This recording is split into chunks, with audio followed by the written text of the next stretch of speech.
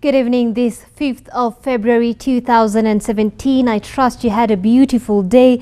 We're glad you're watching Ibru TV Primetime News with me, Zainab Ismail. Our top story this hour.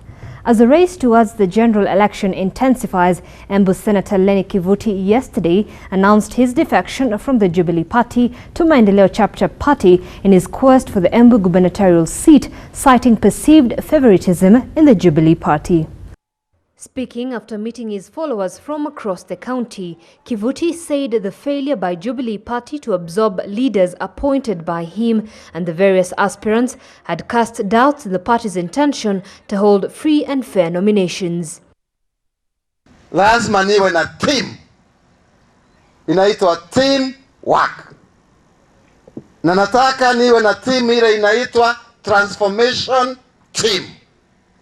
Embu County Transformation Team.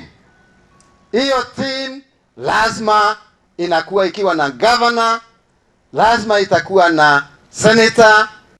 Flanked by Deputy Governor Dorothy Nditi, Mbeere North Member of Parliament Muriuki Njagagwa, former Manyata MP Emilio Kathuri and over 10 MCAs and various leaders said they would formally defect come Monday. Kutokana na vile chama ya Jubilee imekuwa na mtindo ambao hauridhishi, tukasema maana jicho letu linaona mbele na tunaona kuna njama imepangwa ili mtarajiwa wetu gavana Senator Lenny KIVUTI asifike katika pale pembeni. Tukamwambia mapema ni mapema. This is only the beginning of migration from Jubilee Party. Embu County is only leading the rest of the nation. If the national leadership of the Jubilee Party does not change, does not make decisions as quickly as required and as according to them by the constitution of Jubilee, the rest of this nation is going to respond accordingly. Addressing his supporters at his Kanyambora market in Mbeere North, KIVUTI, however, said he would continue supporting President Uhuru Kenyatta's re-election bid. Whatever we do, we support our President Uhuru Muigai Kenyatta. Wangapi wanakubali? A host of Embu leaders had asked President Uhuru to revoke the appointment of Embu Speaker Kariuki Mate as a director at Jubilee headquarters. President Uhuru Kenyatta on Saturday announced the resumption of the assembling passenger vehicles by Peugeot Group. The company is famous for its fabled 504 sedans and the 504 station wagon cars. An assembly license agreement between Peugeot Group and Eurasia Limited, the local Peugeot agent, was signed, and Peugeot will assemble 5 models in Kenya, including the 508 and 3008 range, among the most recent of its range, which will meet the aspirations of Kenyans to have quality, modern and reliable vehicles at affordable prices. Peugeot plans to move progressively from light assembly activities to more intensive activities, integrating more local share. The PSA investment is a direct result of President Kenyatta's state visit to France last year. Similarly, the president's state visit to Germany partly yielded the investment by Volkswagen in assembling its Polo Vivo range in Thika. France has also completed the signing of financing for Ruiru 2 Dam. Here today, I think it is safe to say that very few Kenyans are strangers to Peugeot. It is a brand that has been with us since independence, and in welcoming them back, we welcome an old friend and partner who has chosen to deepen and strengthen that friendship, and for that I thank you very much. This decision showcases the faith and the confidence that French companies have in the development of the Kenyan economy, its potential and its growth prospects. Former Roads Minister Franklin BETT has officially declared his interest to run for the Kericho senatorial seat with a Jubilee ticket. BETT has expressed optimism of clinching the seat, saying he has sufficient experience and ability as he has worked in government for many years. speaking at his Kericho town residence after meeting with residents of Bureti constituency where he earlier on served as Member of Parliament, BETT said that the residents visited him with an appeal for him to run for the senatorial seat. Nimeamua ya kwamba kiti cha useneta Kericho ambacho nilipoteza chupuchupu kwa sababu mbalimbali wakati ya by election, ninarudi na ninaomba kwa heshima wananchi wa Kericho County.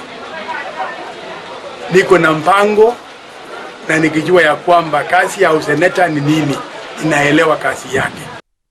BETT, who is also former State House Controller, contested in last year's Kericho senatorial by-elections, where he became second after Aaron Cheruyot.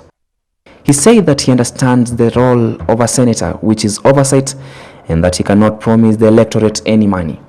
Na mimi najua nina uwezo na ya kufanya hiyo kazi, kwa sababu mimi nimefanya kazi kwa serikali kwa miaka mingi sana. Na tena kazi ya useneta si kazi kama ya ile ya mjumbe au ya gavana. Kazi yake ni kutunga sheria kutoka huko bungeni. On the other hand, BETT said that the Jubilee smart cards sold by the party are likely to bring problems, as aspirants with a stronger financial muscle are likely to supply the cards to all their supporters, while those who don't are at a disadvantage, and thereby he urged the party leadership to go back to the drawing board. He also called on Kenyans who have not registered as voters to do so, as the deadline for registration nears. Reporting for Ibru TV Primetime News, I'm Kevin Phillips, Momanyi. Away from that, Machakos County gubernatorial aspirant Wavinya Ndeti has continued to urge the Kamba community to remain united and support Kalonzo Musyoka for the presidency in the August general election. Wavinya was speaking in Kathiani constituency during her campaign for the voter registration mobilization exercise. Despite her differences with Machakos Senator Johnston Muthama, Wavinya urged Kambas to remain united and give a block vote to Kalonzo Musyoka for presidency, as she campaigned for the post of being the Machakos governor for Machakos County come 2017. During her campaign, Wavinya said that she will make sure she becomes the Machakos County governor. Wavinya urged the residents of Kathiani to register as voters, as their votes is their ticket to participate in the August general election. Mchukue kura. Kura yako ni haki yako. Kura yako ni silaha yako. Kura yako ndio bunduki yako. Kura yako ndio upanga wako. Usingojee wakati wa election uchukue panga ama bunduki ama chochote masheti kwenda kuua wenzako. Tumia kura yako kutoa yule kiongozi hautaki. Na sisi kama wa Kenya tupige siasa za amani. Tupige siasa za nini? Amani. Mnasema tupige siasa za amani? Wale wanataka tupige siasa za amani wanionyeshe na mkono. And away from politics, according to statistics, 50,000 students graduate from university every year, but very few manage to secure a job immediately. When he completed his studies in 2014, Evans Wafula struggled to get a job, but his efforts bore no fruits. However, with the lemons life has thrown his way, he turned a motorcycle as a source of earning his livelihood. Our reporter Janice Marete has more on this story.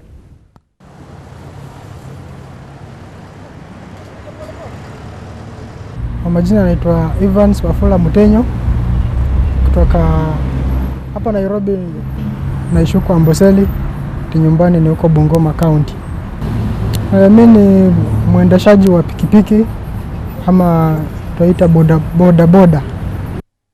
With a struggling economy and high rate of unemployment, the Horns has not kept this young man ambitious of making it through life. Despite working hard to seek employment, his effort ricocheted off a rock. Believe it or not, Evans Wafula has a degree in natural science from Moi University in Eldoret. After completing his higher education in 2014, he began his boda business in February 2015.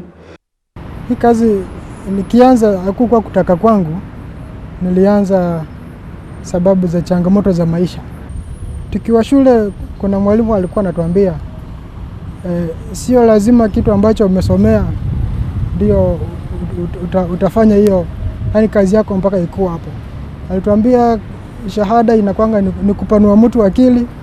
Ukitoka nje unaweza fanya chochote kizuri ambacho kinaweza sio chenye akikangamani ama akiendi opposite na sheria. Na nikaona naweza niko na license ya ama kibali cha kuendesha pikipiki, nikaamua kutafuta hiyo na kwa bahati nzuri nikapata. His family took time before coming to terms with Wafula's decision to make the boda business a source of earning a living. Huko nyumbani nitokako, wanajua kijana ukitoka university hiyo ni kama kazi, ni kama ushapata kazi kwa ofisi. Sasa wakikuona unaendesha pikipiki wanaona ni kama mtoto wetu ni kama hata huku kusoma, wanaona ni kama umewadhunisha sana, umewaleta hadhi yao chini. Lakini nikaa chini nao nikawaeleza, nikamwambia tangu nitoke chuo kikuu 2014 kwa mwaka mmoja 2014-2015 sikuwa na kazi. Nimejaribu kutafuta, imeshindikana. Lakini kama naweza jikimu kimaisha kupitia kwa pikipiki, sio kwamba nitaendesha pikipiki mpaka nikufe. Hii pikipiki unaendesha ukiwa na target zako. Ukiachieve hii unaweza toka hapa nifanye kitu kingine. Pia wakakubali. Sasa hii hawana tashwishi. And the challenges continued. Tunahangaishwa sana na tukifika huko town kuna maskari wa county council tunaita kanjo. Na watutaki kabisa huko, ukifika hivi hata hujashukisha mteja hivi wamekusukuma.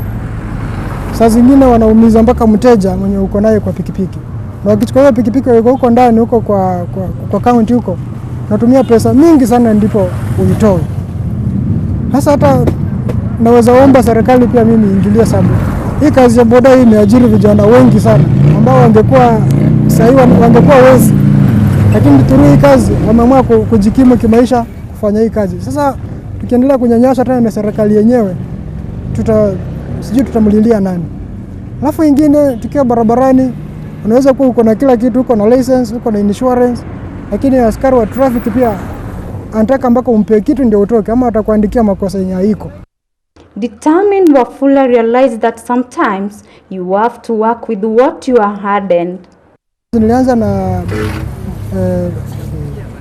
pikipiki yenye si yangu, nilikuwa na haya. Nikafanya hivyo kwa mwaka mmoja, nikisave kutoka kwa hii kazi mpaka nikanunua yangu. Sasa hii ni yangu hii.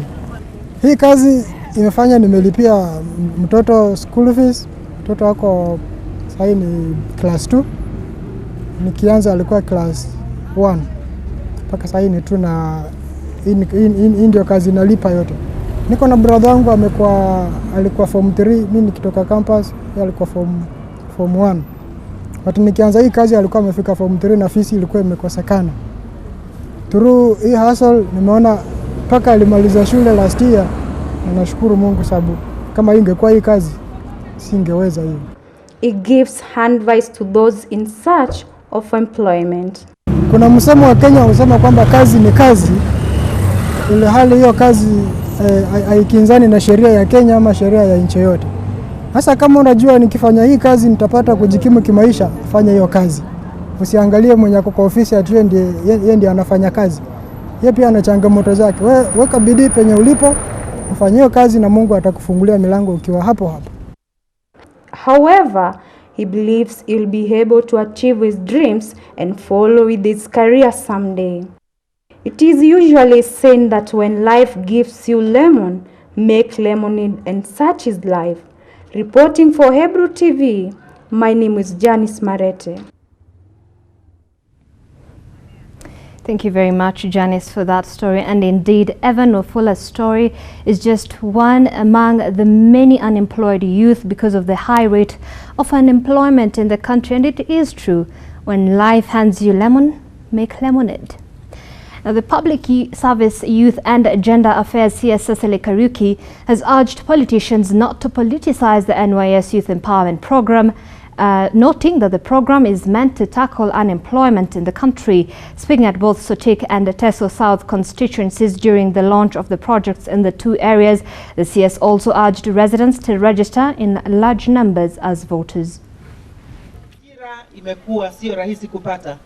na ndiposa Mheshimiwa Rais akaanzilisha hizi program ya Affirmative Fund ndio tusaidiane na vijana wetu na kina mama wetu, na pia katika Uwezo Fund tusaidiane tukiongeza pia kwa vikundi kina mababa wetu. Mumesikia nyinyi ni special, mumepewa program yenye iko special, munaenda kupata pesa. Si mimi nasikia munaimba nini? Kulikuwa naimba pesa inafanya nini? Inafanya ding ding. Hiyo pesa inafanya ding ding. The program is here because we want to make a difference kwa maisha yenu. All right, let's take a look at what's making headlines in the world of sports now. And KCB extended their unbeaten run in the Rugby's Kenya Cup following the 35-0 win over Kenyatta University at the KCB Sports Hub Stadium. Following the win, KCB are now top of the league with 40 points. KCB Kenya Cup title chase this season is becoming more unstoppable as the Bankers walked away with their 9th league win after a 35-0 thrashing of Kenyatta University. The Bankers exerted their authority with Francis Muita's first try followed by Mukiza's conversion, which gave them an early 7-0 lead. Nick Ongeri and Rocky Anguko then had their tries that were converted by Mukiza to make it 21-0. The Bankers later returned with a spirited fight in the second half, with Felix Oyo running a try to give the Bankers the 35-0 win. KCB team manager Ronnie Kangeta attributed the team's form to their continued persistence and hard work. I'm happy with the boys' performance. They've played well. They followed instructions to the letter, and I'm only hoping that we can build up for the next games that are coming up. Come to the game, we knew KU being a relatively younger side, they'll be quicker off the feet, and also we expected a lot of kicking from them, which happened. We didn't settle in quickly the beginning of the game, and also at halftime we had a low score. But continuing, we just talked, and we knew coming together we needed to keep the ball more and just deny them possession. I think that's how we won the game. KCB next match will be against 10th place Black Blood on Saturday 4 p.m. at the KCB Sports Hub. Bran Owino, KIVUTI Sports. Alain Traore's late goal helped Burkina Faso finish third in the Africa Cup of Nations as they defeated Ghana 1-0 in the third playoff match. Tonight, Egypt will battle it out with Cameroon in the final competition. Here comes the kick. Oh, what a magnificent goal! Alain Traore will win the bronze medal, I fancy, for Burkina Faso in the very last minute of the game. My word, what headed to bronze. No chance for the keeper. He smashed that home, did Alain Traore. Well, that brings us to the end of our bulletin this evening. Many thanks for keeping us company. My name is Zainab Ismail. Do enjoy the rest of your evening and weekend. Take care.